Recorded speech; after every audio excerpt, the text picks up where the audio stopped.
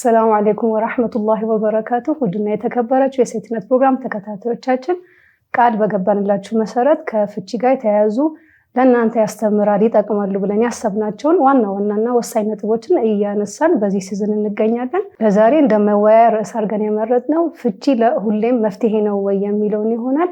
አብራችሁን ቆዩ።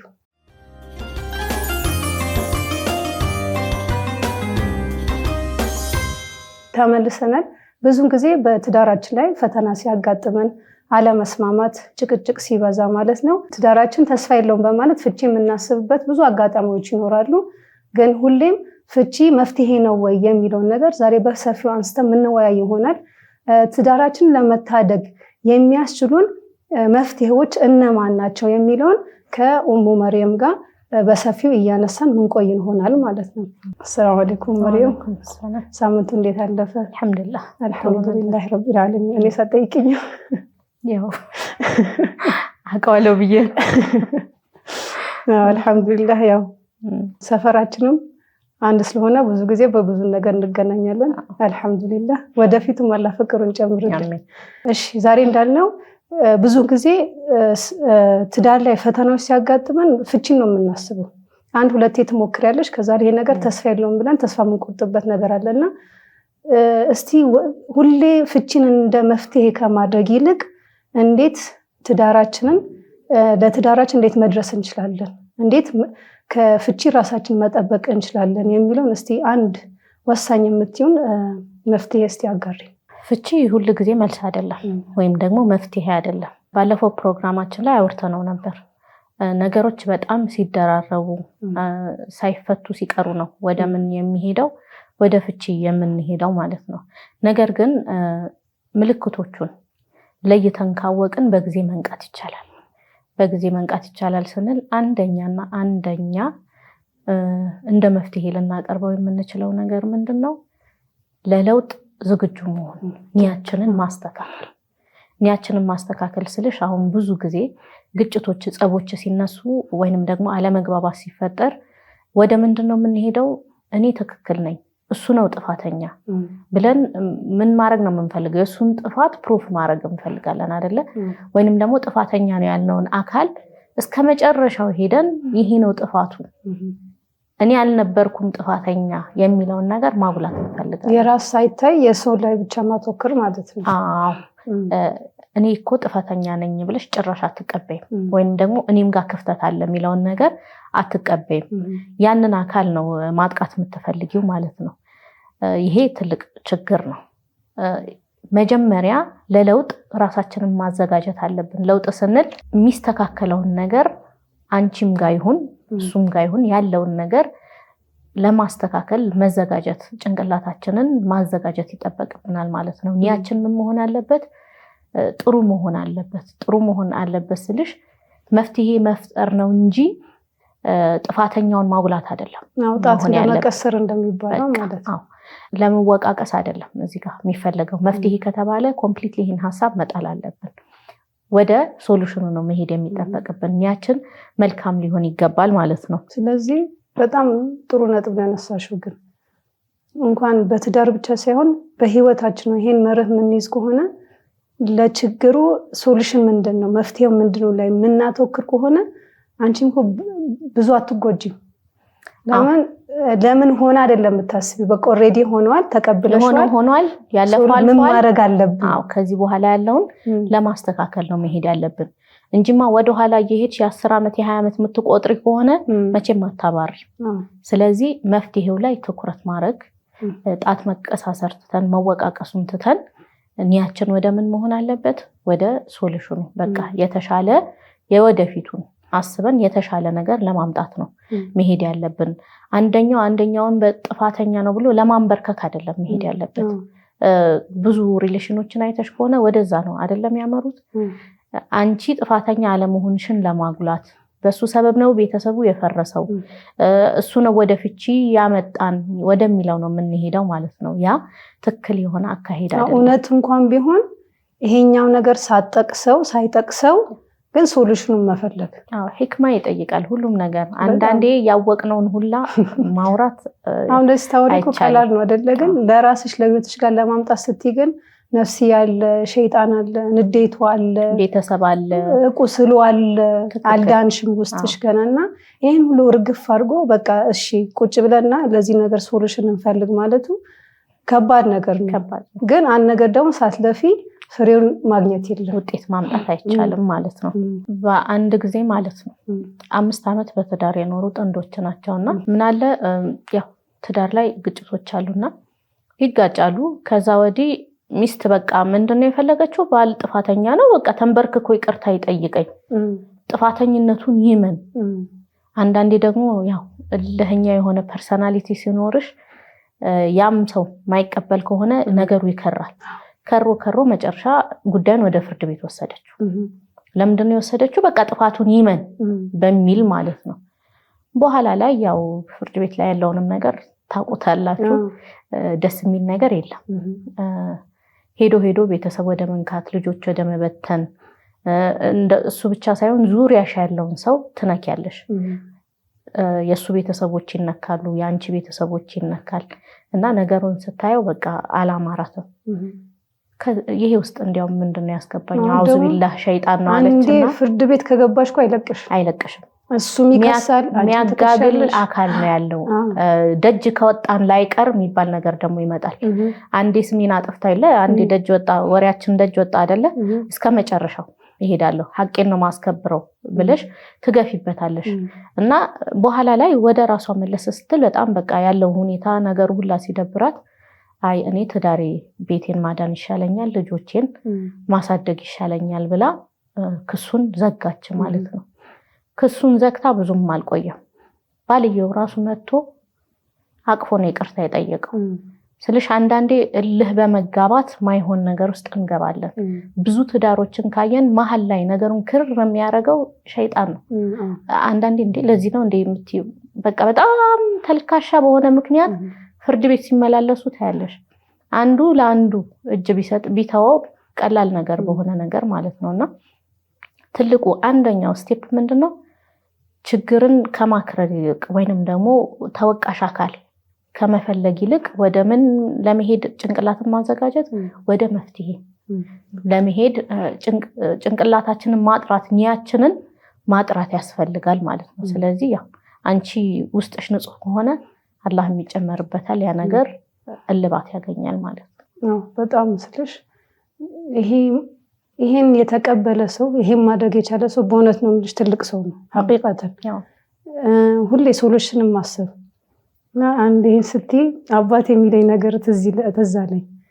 ድሮ ያው አንድ ነገር ተበላሽቶብን ስናለቅስ ምናምን ስንነጫነጭ ምናምን የሆነ ሆኗል ሶሉሽን ፈልጉ ሊመለሳል እንዴ ብሎ የሚቆጣው ነገር አለውና ይሄ በቃ እኔ ሁሌም በቃ ህይወቴ ላይ በኋላ መርህ ነው ያደረኩት። በቃ አንዴ ሆነ አልቅሰሽም ጮኸሽም ምንም የምታመጪው ነገር የለም።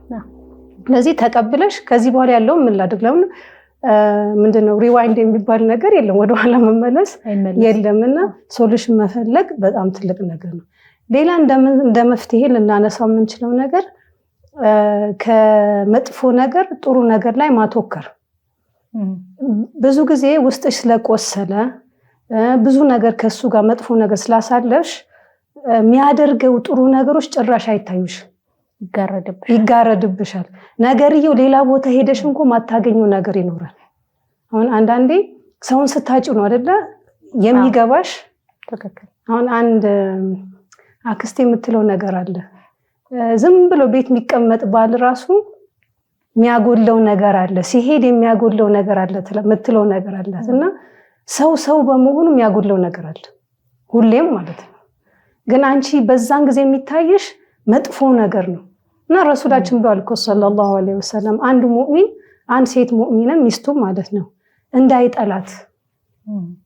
ለምን አንድ ባህሪዋን ቢጠላ ሌላም ባህሪዋን ይወድላታልና። ሰው ሙሉ አይደለም። ዛሬ አነጋገሯ ቢያስከፋሽ ምግብ ሌላ ቦታ ሄዶ እኮ ሚስት ያልሰራችሁ እንጂ ምግብ አልበላም የሚል ስንት ባላል አይደለ? የትም ቦታ ቢሄድ ጸባዩን ስለምታቅለት እሱ እንደሚፈልገው አብስላ ነው የምታቀርብለት። ሌላ ቦታ አይስማማም። እንደዛ አይነት ባሎች አሉ። ግን ለሷ የማያመሰግናት ስንት አለ።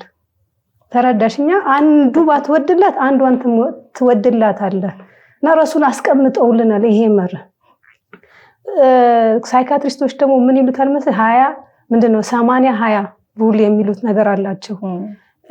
20ን ብቻ ይዘሽ 80ውን አታንቋሽሽ ነው። አሁን በእውነት አሁን ብዙ ጊዜ የምናየው ነገር ነው። መጥፎን ነገር ላይ አተኩሮ ያኛው ሁሉ አለማየት፣ ወይንም ለመጥፎ ብዙ ታከብጇለሽ፣ ጥሩን ነገር ደግሞ አቅለሽ ታያለሽ ማለት ነው። አንድ ሰውዬ ነበር እና በቃ ሚስቱ መዝረክረኳ ምናምን በቃ ቤት መዝረክረኩ ምናምን በቃ የሆነ በጣም ንጹህ ሰው አለ አይደለ? አንድ ዕቃ እንኳን እዚህ ጋር ዘነፍ ሲል ማይፈልግ እንደሱ አይነት ነውና ለምን በቃ ለምን ቤትን በትክክል አታስተካክልም ምናምን እያለ ይናደድባት ነበርና በቃ ጸባዩ ነው፣ ቶለሬት አያደርግም እንደዚህ አይነት ነገር። ከልቺ እንኳን እፈታታለሁ ብሎ ማለት ነው አንድ የሚያምነውን ሰው ሲያማክር ምን አለው፣ እንዳትቸኩል መፍታት ነው ትፈታታለህ፣ ግን መጀመሪያ 1 ወር ብቻ ምልህን ነገር አድርጋለሁ። ከዛ በኋላ ምን አለው፣ ሁሌ ጥሩ ነገር ስታይ ማለት ነው ጻፋለሁ ደብተር ላይ ማንኛውም ትንሽ ነገር ብትሆን እንኳን ከሚስትህ ጥሩ ነገር ስታይ ጻፋለሁ።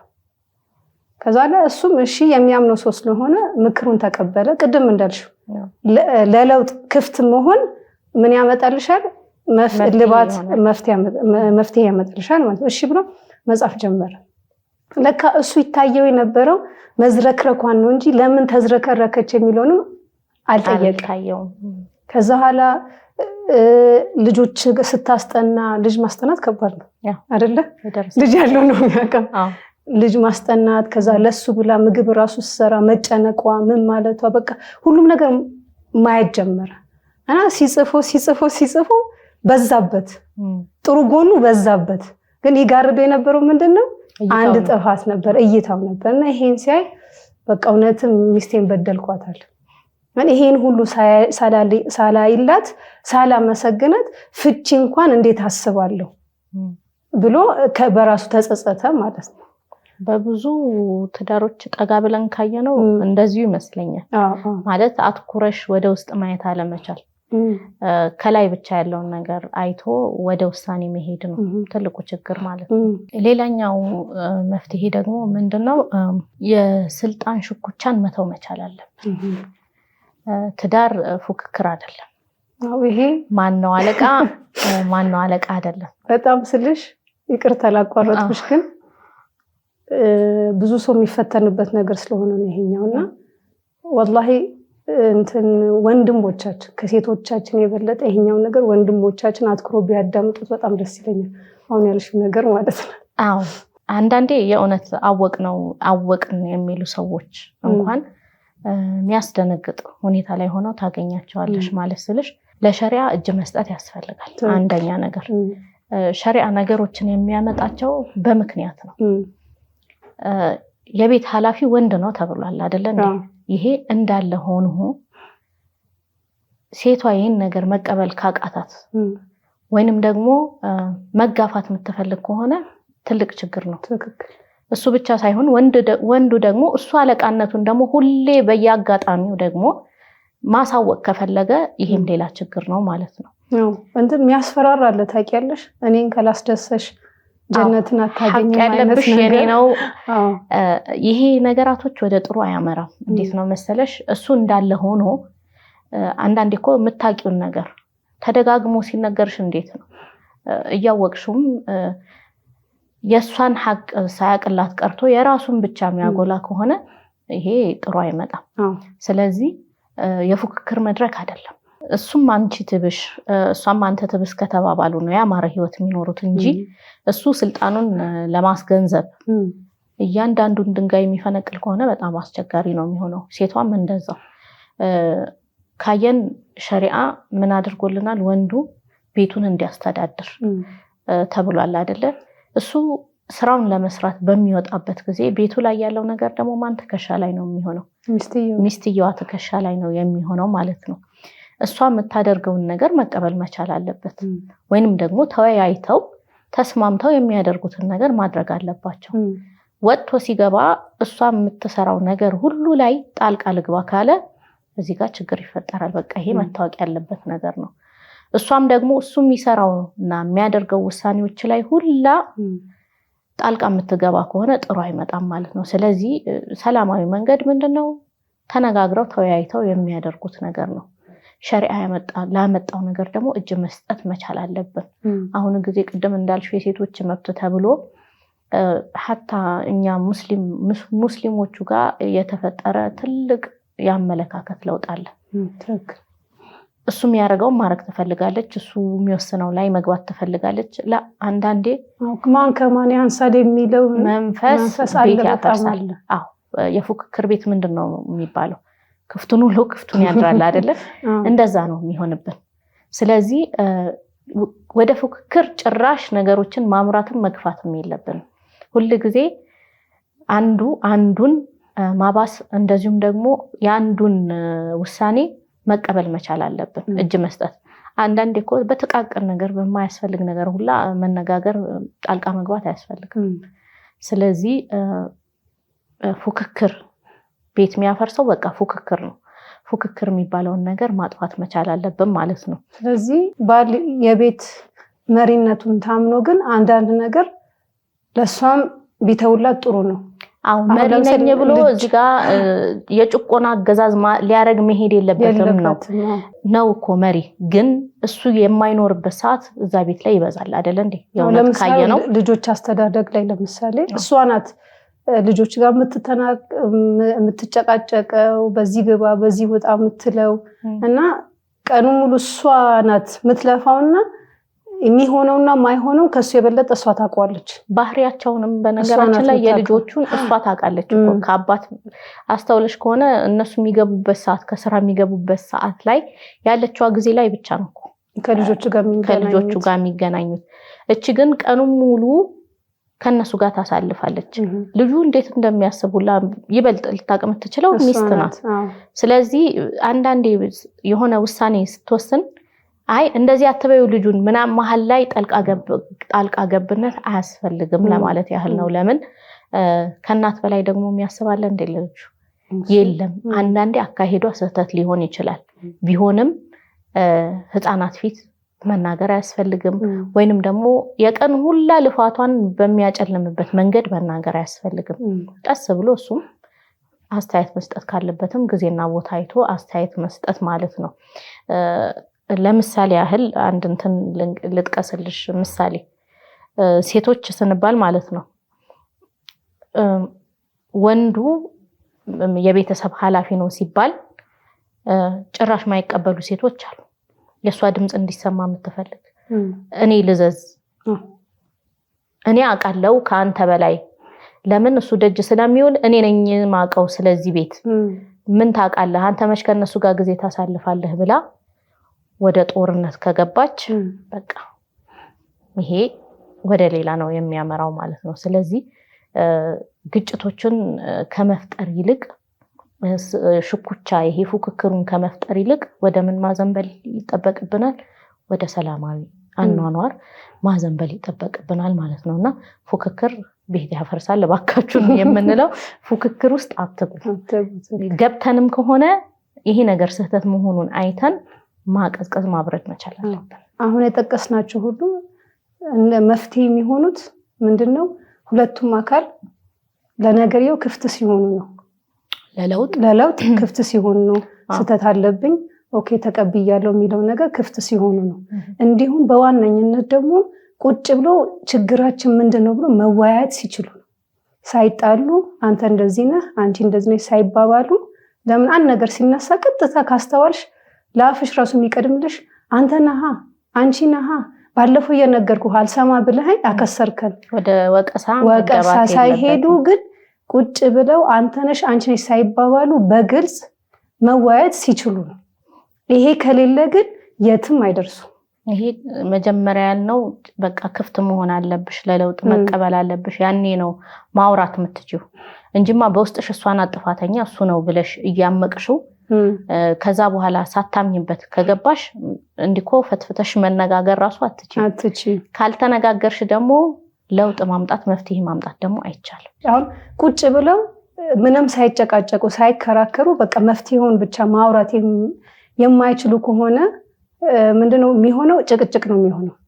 እና ይሄኛውን እንዴት ይገልጹታል መሰለሽ? ካርፕማን ድራማ ይባላል። ይሄኛው እንዴት ነው? አንዱ ወቃሽ ይሆናል፣ አንዱ ደግሞ ተጠቂ ይሆናል። እና እንደዚህ ነው አንቺ እንደዚህ ነሽ ሲላት ማለት ነው። እሷ ደግሞ ምን ትላለች?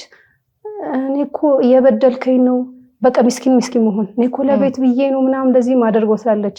ከዛ በኋላ ማታ ደግሞ ሲገናኙ፣ ቀኑ አልቆ ማታ ሲገናኙ ደግሞ እሷ ወቃሽ ትሆናለች፣ እሱ ደግሞ እኔ እኮ ለቤቱ ነው እንደዚህ ብሎ ይላል። እና ይሄኛው ሳይክል ሁሌ ይቀጥላል ማለት ነው። ለምን ቁጭ ብለው ሳይወቃቀሱ ማውራት አይችሉም? ገባሻ? መፍትሄ አይፈጥርም። መወቃቀስ በቃ ይወቃቀሳሉ። ከዛ በኋላ ይሄ መወቃቀሱ ሲበዛ ወደ ምን ይመጣል? ወደ ዝምታ፣ ወደ መቀያየም፣ ወደ ኩርፊያ ይመጣል ማለት ነው። ስለዚህ ለውጥ የሚፈልግ ሰው ግዴታ ክፍት ሆኖ ተቀብሎ ያለ ወቀሳ ነገርየውን ዲስከስ ማድረግ፣ ጀጅ ሳታረጊ ዲስከስ ማድረግ ነው ግዴታ። ሴቶች ጋር ያለ ችግር ደግሞ አለ። ብዙ ጊዜ ካየሽ ምናኮርፈው ነገር ማለት ብዙዎቻችን ጋር ያለ ችግር ነው። አኩርፈሽ ያን ሰው ማስተካከል የምትችይ ወይም ደግሞ ቆይ ቀጣዋለሁ ፊት አልሰጠውም በቃ ዘግቼ አኩርፌው የምንለው ነገር አለና በማኩረፍ መፍትሄ አይመጣም። እንዳልሽው ግዴታ ምን ያስፈልጋል? ጉዳዩ ላይ መወያየት ያስፈልጋል። ዝምታም መፍትሄ አይደለም። ይሄ ምንድነው መደባበስ ነው የሚባለው። እንደዛ ነው የሚሆንልን እንጂ ስር ነቀል ለውጥ አያመጣልን። ስለዚህ ግዴታ ምን ያስፈልገናል? መነጋገር፣ አንዱ አንዱን ሳያጠቃ ጣት ሳይቀስር ሳይወቅስ ወደ ሶሉሽን ለመምጣት መወያየት ያስፈልጋል ማለት ነው። ግዴታ ነው። ያለበለዚያ እንደ ባለፈው ክፍል ላይ እንዳነሳ ነው ወደ ምን ይመጣል? ይሄ ስሜታዊ ፍቺ ወይም ጠላቁል አጥፍ የሚባለው እሱም አያወራም እሷም አታወራም፣ ዝም ብሎ አንድ ጣሪያ ስር መኖር የሚለው ነገር ወደዛ ያመጣናል። ስለዚህ እባካችሁን ተመልካቾቻችን ቁጭ ብላችሁ የማውራት ልምድን ይኑረን። ሳንወቅስ ምንም ሳንል የአንደኛ ጎን አዳምጠን የእኛንም ስሜታችንን ገልጸን ከዛ በኋላ ወደ መፍትሄ የሚሄድ የሚለውን ልምድ ልናዳብር ይገባል ማለት ነው። አዎ ይሄ እኮ ጥፋተኛ እከሌ ነው ለማለት ሳይሆን ትዳራችንን እንዴት እናሻሽል፣ የተሻለ ትዳር ካለንም እንዴት እናጣፍጥ ወደሚለው ለመሄድ የምናደርገው በቃ ቀለል ያለ ልምድ ሊሆን ይገባል እንጂ ችግር ሲፈጠር ብቻ የምናተኩርበት ነገርም ሊሆን አይገባም ማለት ነው። እውነት ነው። ይሄኛውን ልምድ ግዴታ ማዳበር ያለበት ነገር ነው ማለት ነው። ውድና የተከበራችሁ ተመልካቾቻችን ዛሬ ባነሳነው ርዕስ ፍቺ ሁሌ መፍትሄ ይሆናል ወይ፣ ትዳራችንን በምን መንገዱ ልናድን እንችላለን የሚለውን እየተወያየን ቆይተናል። ካፍታ በኋላ የምንቀጥል ይሆናል። አብራችን ቆዩ።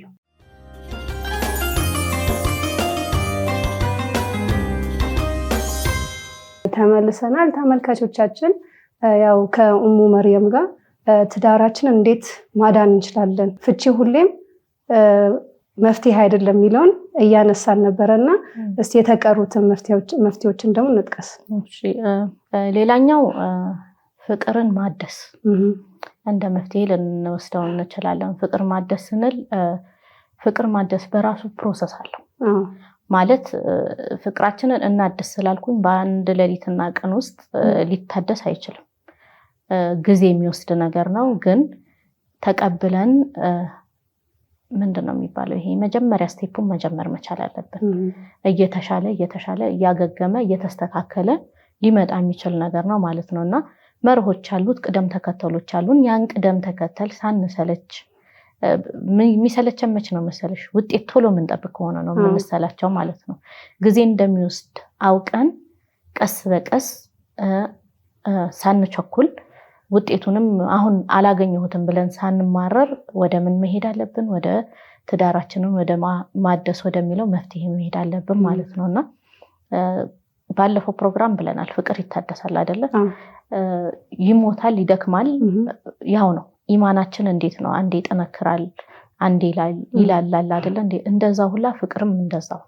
በተለይ ትዳር ላይ ብዙ አመት ስትቆይ ያለ ነገር ነው፣ አዲስ እንግዳ ነገር አይደለም ለማለት ነውና ማደስ መቻል አለብን። እነዚህ ነጥቦች ባጭሩ ለማንሳት እንሞክራለን። ፍቅራችንን ለማደስ አንደኛው ነጥብ ምን ሊሆን ይችላል? ጓደኝነታችንን እንደ አዲስ ማደስ። እንዴት ነው በእጮኝነት ጊዜ የነበረሽ ሪሌሽን ያንን ነገር ድጋሚ ማምጣት መቻል በቀላል ነገር ሊሆን ይችላል።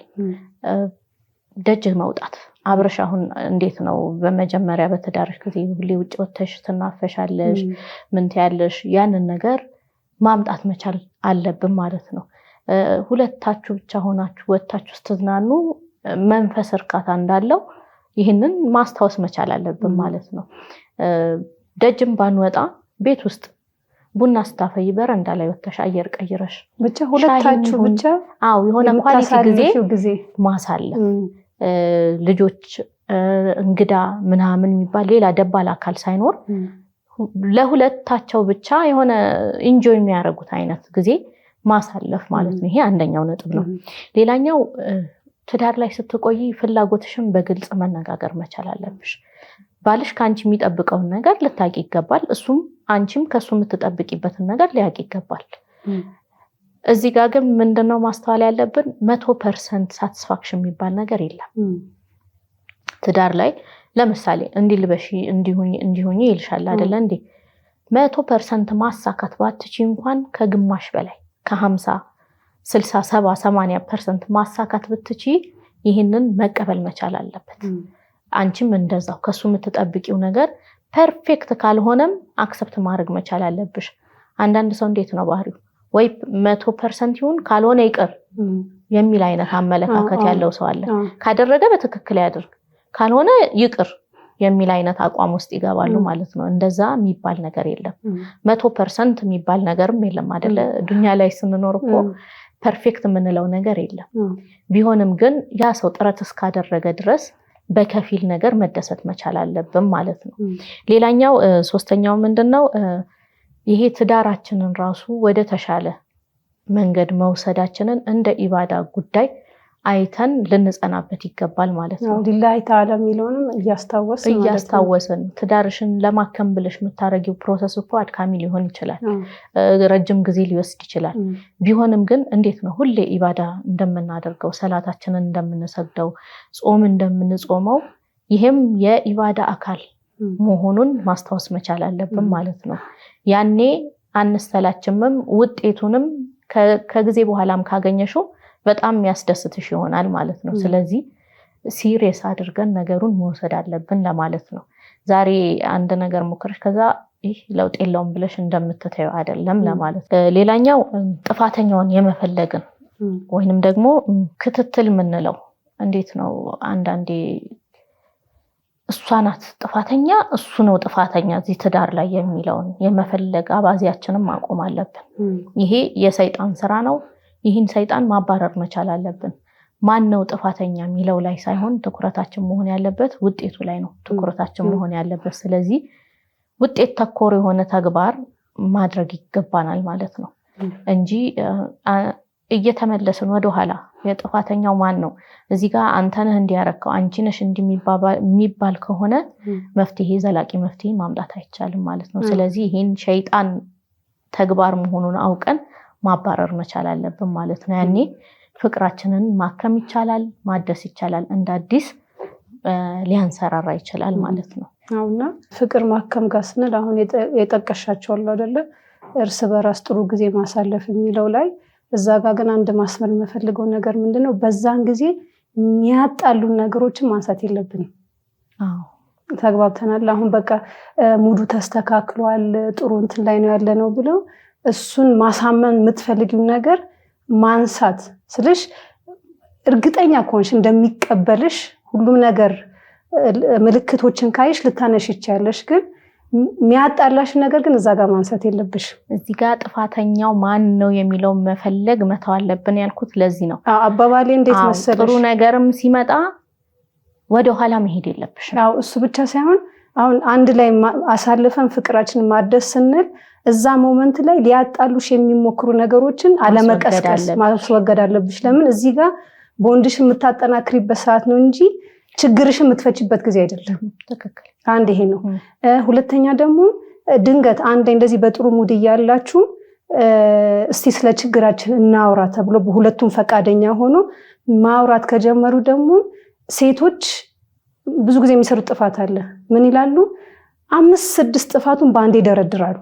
ወንዶች ደግሞ ብዙ ጊዜ ይሄኛውን ነገር አናላይዝ አያደርጉትም። ስለዚህ ዛሬ እንደዚህ ስልሽ አንዱን መርጠሽ አንዱን መናገር፣ በሌላ ጊዜ ሁለተኛውን እንጂ አንድ ላይ ሁሉም ድርግም አይደረግም ማለት ነው። የተስማማኝ እዚህ ጋር ጭራሽ ኢሹን የችግር ባያነሱ ነው የምለው። ለምን ከተጀመረ አንዳንዴ በጥሩ ሁኔታ ያበቃ መጨረሻው የሚያመር ይሆናል ብዬ አልገምትም። እና ጥሩ ጊዜ ማሳለፍ ሲባል በቃ ትተው ሁሉንም ነገር ትኩረታችንን ማድረግ ያለብን ኳሊቲ ጊዜ ይኑረን የሚለው ነገር ደግሞ ይሄኛው ፍቅሩ ሲጠፋ ማለት ነው።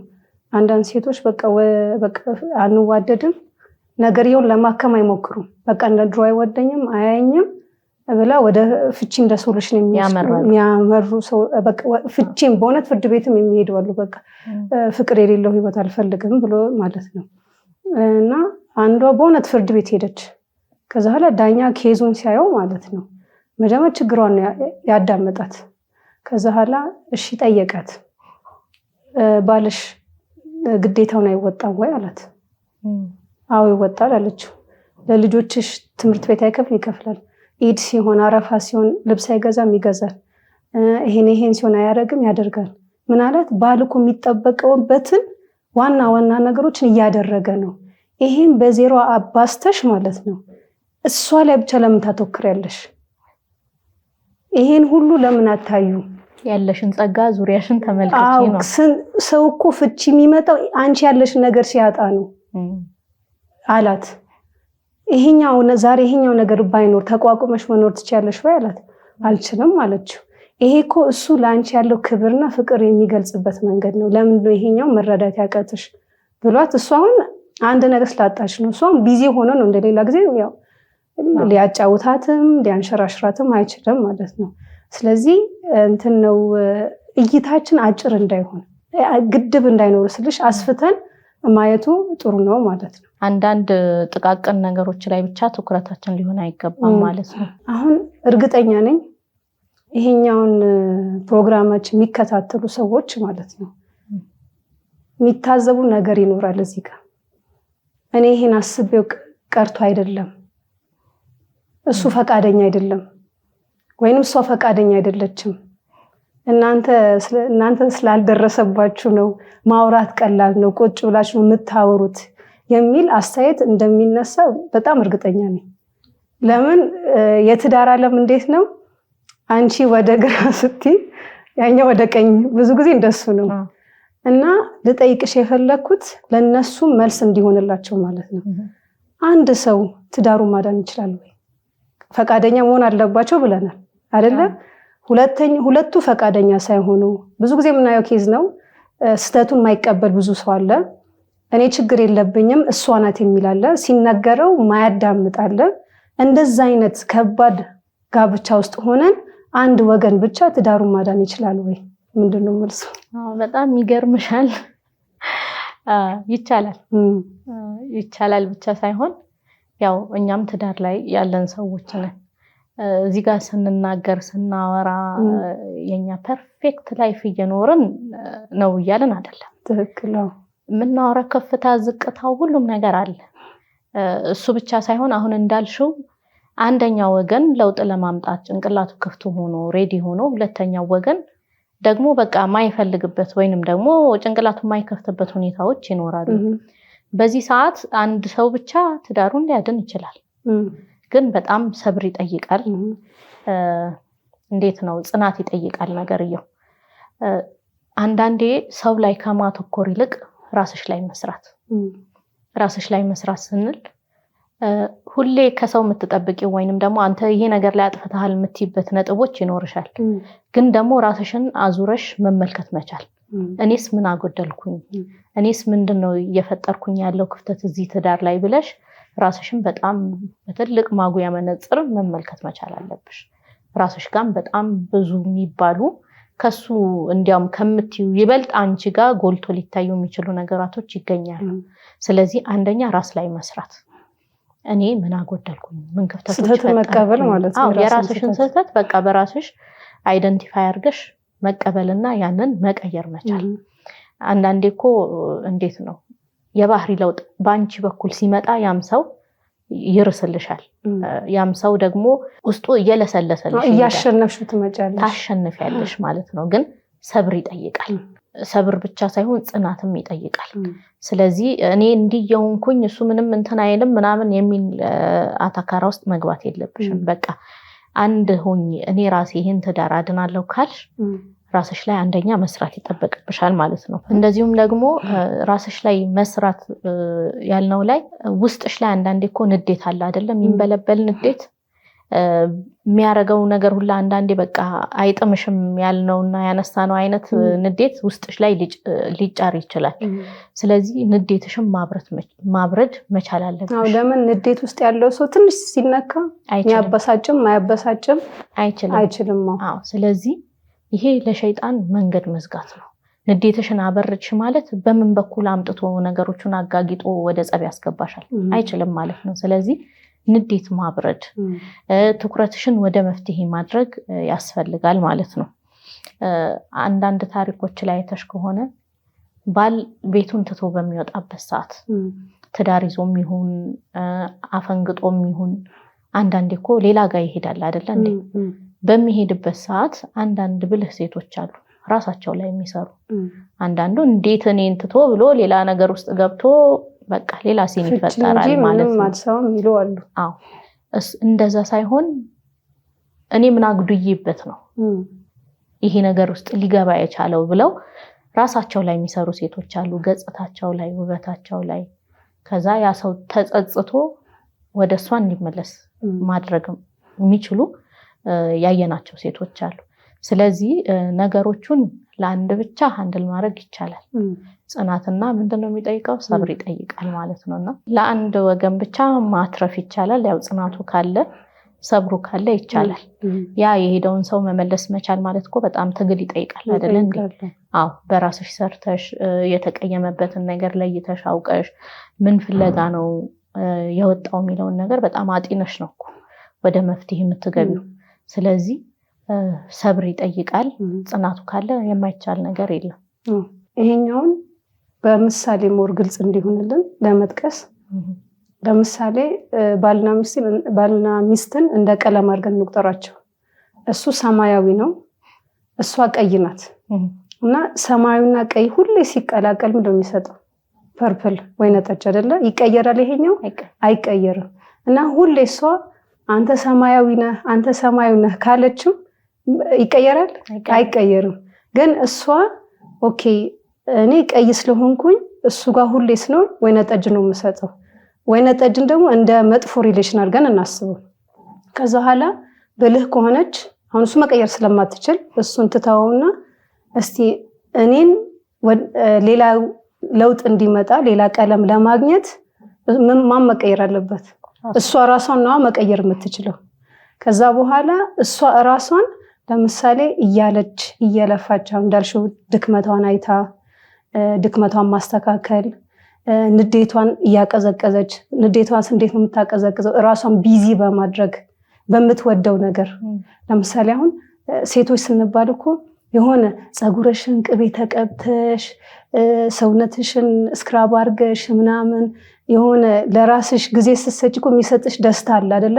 ያለሽበትን ጭንቀት የሚያስረሳሽ ነው። ይሄ በቃ ለሴቶች የተሰጣቸውን ነገር ነው።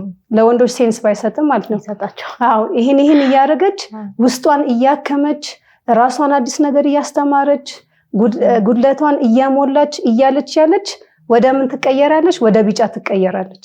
አሁን እሱ ምንም ሳትለው አሁን ቢጫና ሰማያዊ ሲቀላቀል ምን ይሰጣል? አረንጓዴ። ገባሽ? ይሄን ማለት የፈለግንበት ማለት ነው። አንድ ሰው አው ፍቺን ያሰበ ሰው ራሱ ሐሳቡን ያስቀየረ ብዙ ሰው አለ፣ ራሱን በመቀየር ማለት ነው። ይሄን ልንል ነው የፈለግነው። በጣም ጥሩ ምሳሌ ነው ያመጣሽው። በነገራችን ላይ ማለት በደንብ ሊገልጽ ይችላል ብዬ አስባለሁ። ራስሽን ስትቀይሪ ያንንም ሰው መቀየር ትችያለሽ በአጭሩ መልእክቱ። እና ቢሆን ደስ የሚለው ነገር ሁለቱም ተስማምተው ያለባቸውን ችግር ቁጭ ብለው ሲያወሩ መፍታት ሲችሉ ይሄ ወላሂ ምን አውቃለሁ በዚህ ዱንያ ላይ ካለ ትላልቅ ጸጋዎች ከሚባሉ አንድ ነው። ይሄን አይነት ያለው ትዳር ምን ችግር ደረሰብኝ ብሎ ያወራል። የምሬ ነው የምልሽ። ብዙ ሰው ቤቱ ቁጭ ብሎ አንቺ ታዩ ጤነኛ ይመስላል፣ ደስተኛ ይመስላል፣ ግን ውስጡ እየተቃጠለ ነው የሚኖረው ብዙ ሰው ማለት ነው። ግን ይሄን ያልታደልን ከሆነ የሰውን ጋብቻ እያየን መበሳጨት ሳይሆን በቃ ለራስሽ ብለሽ ለራስሽ ድረሽ። በቃ እሱ ምንድነው እሱን ተይው خلاص እሱን ትተሽው በራስሽ ስሪ። ከሆነ ይሆናል፣ ካልሆነ ደግሞ ኢንሻአላህ አላህ Subhanahu Wa Ta'ala አጅሩን የሚመነዳሽ ኢንሻአላህ የሚሆን ይሆናል። በመልፋትሽም ያው መፍትሄዎቹን ማንሳት የፈለግነው እኮ ለዚህ ነው። እስከተቻለ ድረስ እስከ ጥግ ድረስ መሞከር አለብሽ። በቃ ትዳር ማለት የማይፈተን ነገር አይደለም። እንዲህ ሲታይ በቃ አንዳንድ ሰው እንዴት ነው ሃፒ ላይፍ የሚባል ነገርም አይደለም። ይፈተናል፣ ብዙ ነገሮች ያጋጥማሉ። እንዳልሽው መታደል ማለት ይሄ ፕሮሰሶቹ ላይ ያሉትን እንቅፋቶችም ሲገጥም ደስታም ይሁን ሀዘንም ይሁን አለመግባባትም ጸብም ይሁን በሚፈጠር ጊዜ ተወያይቶ መፍታት መቻል፣ ካልሆነ እንዳልነው ደግሞ በጽናት በራስሽ ለውጥ በማምጣት ያንንም ሰው መለወጥ መቻላችን ነው።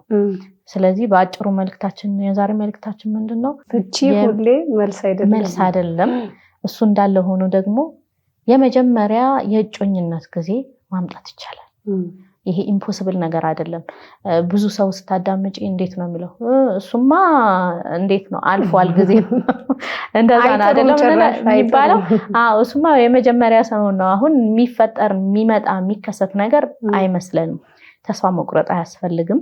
ሁሌ ለመፍትሄዎች ጭንቅላታችንን ክፍት አድርገን የመፍትሄ ሀሳቦችን እየተከበርን ህይወታችን ላይ ያሉንም ለውጦች ቢያሳውቁን በጣም ደስ ይለናል። ያው ይሄን ነበር ለተመልካቾቻችን ያዘጋጀነው ማለት ነው። ውድና የተከበራችሁ የስዊትነት ፕሮግራም ተከታታዮች፣ ያው ዛሬ በዋነኝነት ማስተላለፍ የምንፈልገው ትዳርን ማዳን ይቻላል። እስከ መጨረሻ ድረስ ከሞከን ኢንሻአላህ ማይሳካ ነገር የለም። ግን ትክክለኛው መንገድ የትኛው ነው? ጥፋቴ ምንድነው? እንዴትስ ትክክለኛ መፍትሄ አመጣለሁ የሚለውን ነገር ማሰብና ማሳካት ከቻል ኢንሻአላህ ሙሉ በሙሉ እንኳን ባይሳካ ትልቅ ለውጥ ልናመጣ እንችላለን። ሁሌም ፍቺ መልስ አይደለም የሚለው ነው። በቀጣይ ሳምንት በሌላ ርዕስ እስከምንገናኝ ድረስ ወሰላሙ አለይኩም ወራህመቱላሂ ወበረካቱ።